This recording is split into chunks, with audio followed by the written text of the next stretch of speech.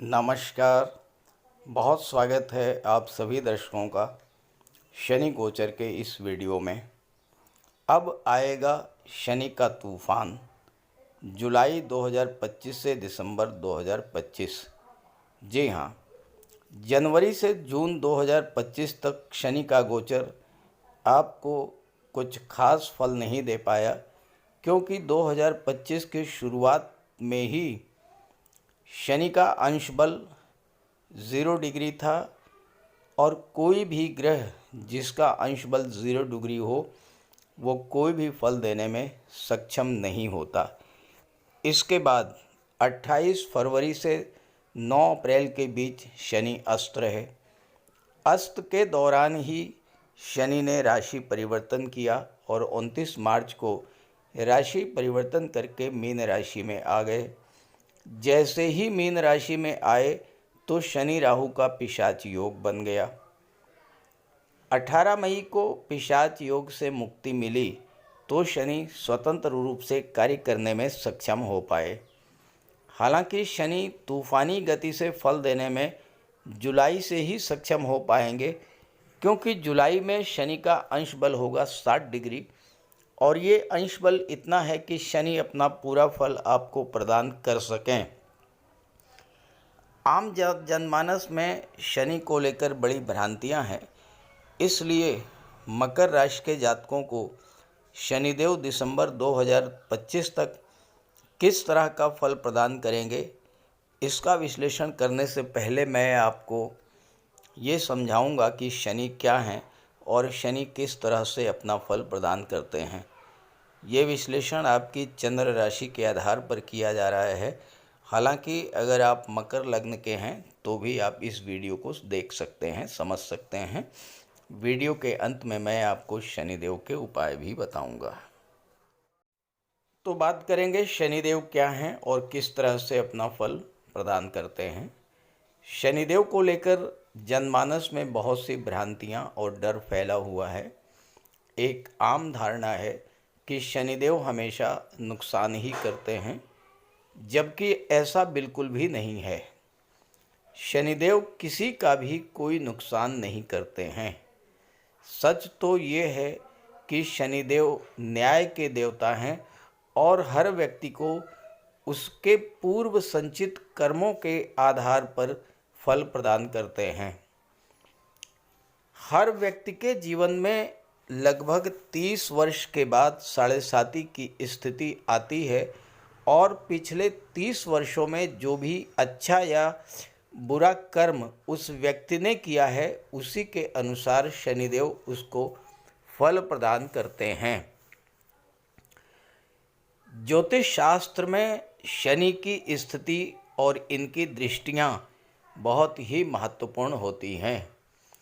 चूँकि शनि बहुत ही मंद गति से गतिमान होते हैं और एक राशि में लगभग 2.5 वर्ष गोचर करते हैं, इसलिए शनि के शुभ या अशुभ फल बहुत धीमी गति से और बहुत देर से प्राप्त होते हैं।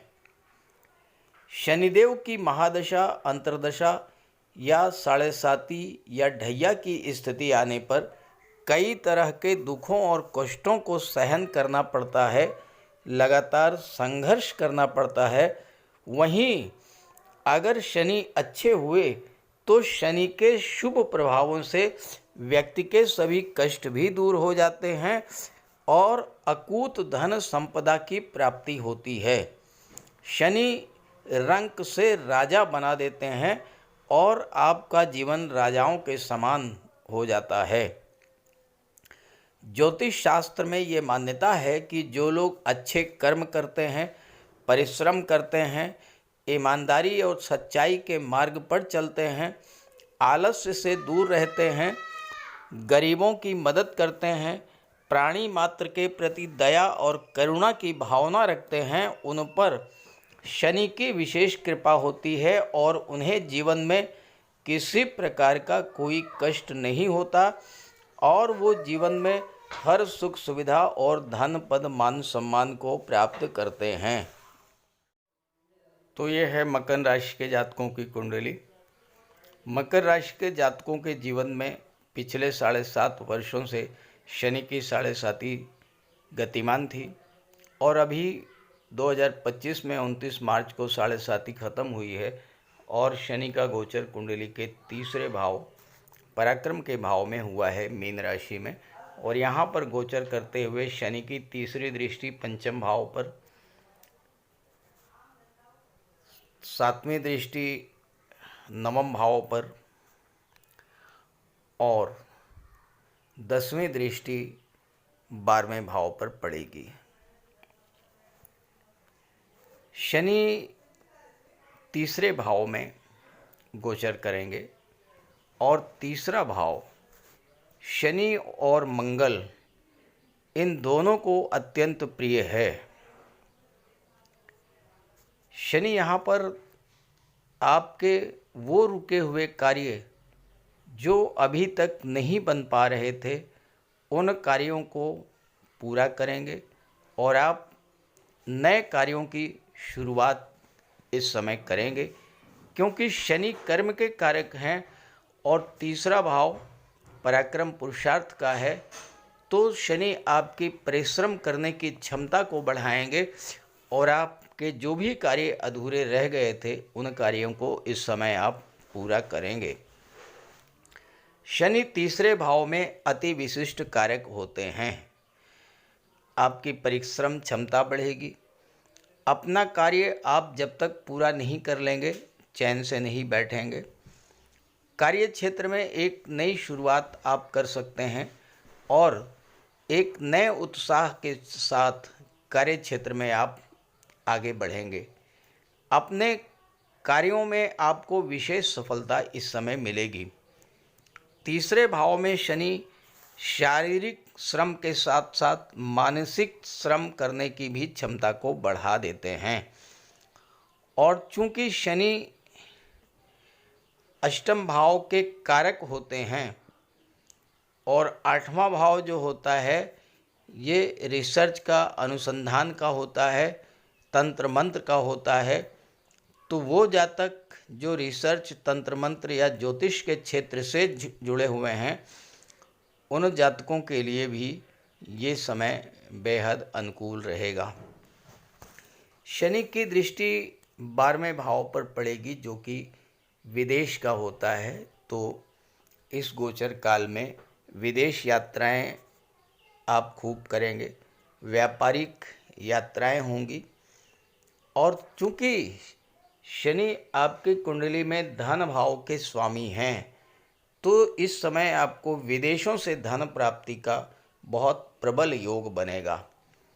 चूँकि शनि लग्न के भी स्वामी हैं, लग्न का स्वामी जब पराक्रम के भाव में गोचर करता है तो आपके पराक्रम पुरुषार्थ में वृद्धि होती है, आपके आत्मविश्वास में वृद्धि होती है, आपका एनर्जी लेवल बूस्टअप करता है और आप नए उत्साह के साथ अपने कार्यों की शुरुआत कर पाते हैं। साढ़े साती के कारण जो भी कार्य आपके अधूरे रह गए थे, जो कार्य आप शुरू नहीं कर पाए थे, जिन कार्यों में विघ्न, बाधाएं, रुकावटें आ चुकी थीं, इस तरह के सभी कार्यों को इस समय पूरा करेंगे, क्योंकि शनि की दृष्टि नवम भाव पर पड़ेगी और यहाँ पर बुध की राशि है, मित्र की राशि है। तो नवम भाव भाग्य का होता है और भाग्य का साथ आपको मिलेगा। साथ ही साथ मकर राशि के वो जातक जो बुद्धि और वाणी से रिलेटेड क्षेत्रों में कार्य कर रहे हैं, क्योंकि शनि दूसरे भाव के भी स्वामी हैं और दूसरा भाव वाणी का होता है, तो जो लोग बैंकिंग या फाइनेंस के क्षेत्र में हैं, जो लोग शिक्षा के क्षेत्र में हैं, जो वकालत के क्षेत्र में हैं, जो वक्ता हैं, जो आईटी सेक्टर, कंप्यूटर या मैनेजमेंट के क्षेत्र से जुड़े हुए हैं, ऐसे जातकों के लिए ये समय बेहद अनुकूल रहेगा, क्योंकि भाग्य का साथ मिलेगा, पराक्रम पुरुषार्थ का साथ रहेगा, तो आपके कार्य सिद्ध होंगे और जब कार्य सिद्ध होंगे तो आपको धन की प्राप्ति होगी।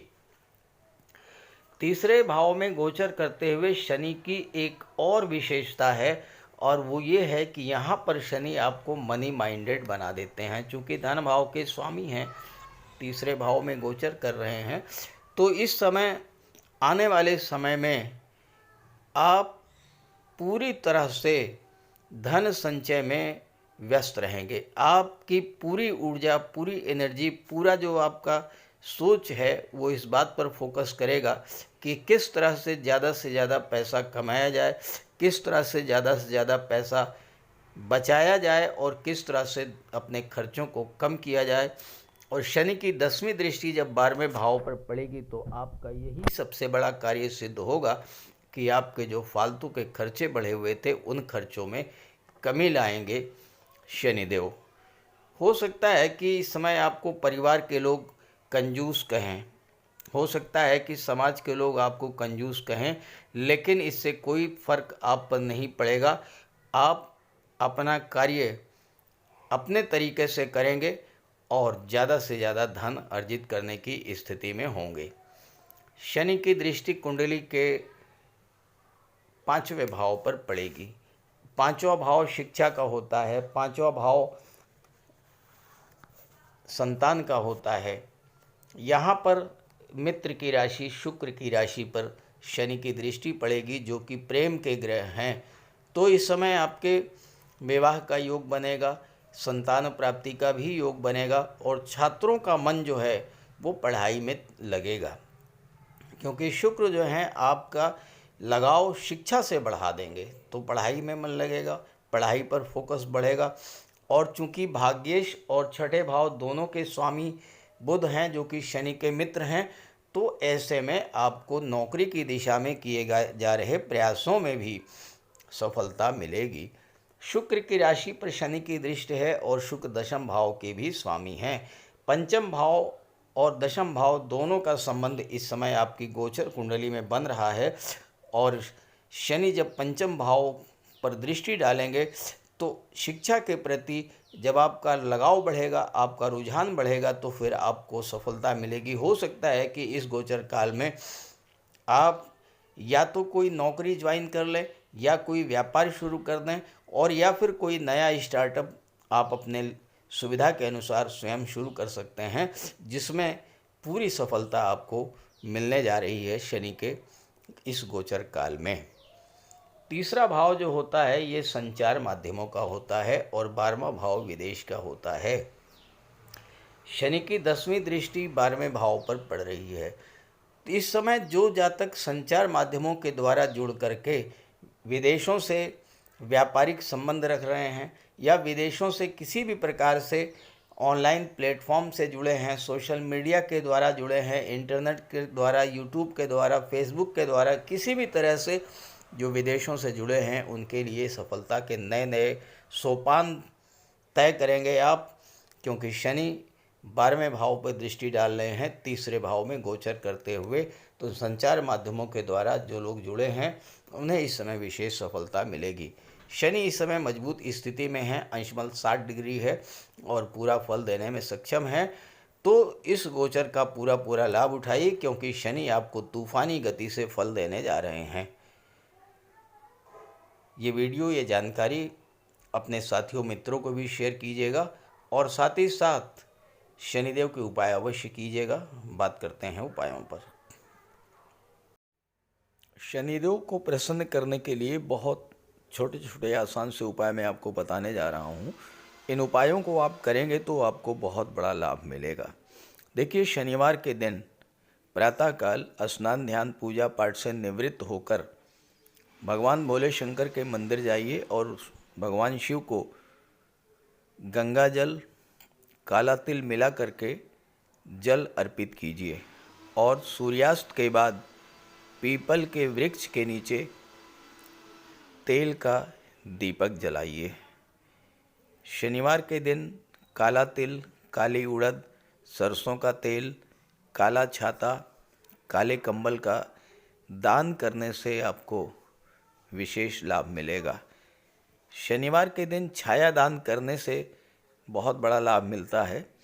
एक कटोरी में सरसों का तेल लेकर के उसमें अपना चेहरा देखिए और उसको दान कर दीजिए। गरीबों की मदद कीजिए यथाशक्ति और सूर्यास्त के बाद हनुमान चालीसा और सुंदरकांड का पाठ कीजिए। शनिवार के दिन बंदरों को गुड़ और काला चना मिलाकर खिलाने से भी शनिदेव प्रसन्न होते हैं। सूर्यास्त के बाद शनिदेव के बीज मंत्र ओम शन शनैश्चराय नमः, इसका एक माला जाप कीजिए, विशेष लाभ मिलेगा। गंगाजल में काला तिल मिलाकर के अर्घ्य देने से भी आपको विशेष लाभ मिलता है। और पक्षियों को दाना खिलाने से, मछलियों को आटा खिलाने से और पशुओं को चारा खिलाने से भी शनिदेव अत्यंत प्रसन्न होते हैं। तो इन उपायों को कीजिए, आपको बहुत बड़ा लाभ मिलेगा।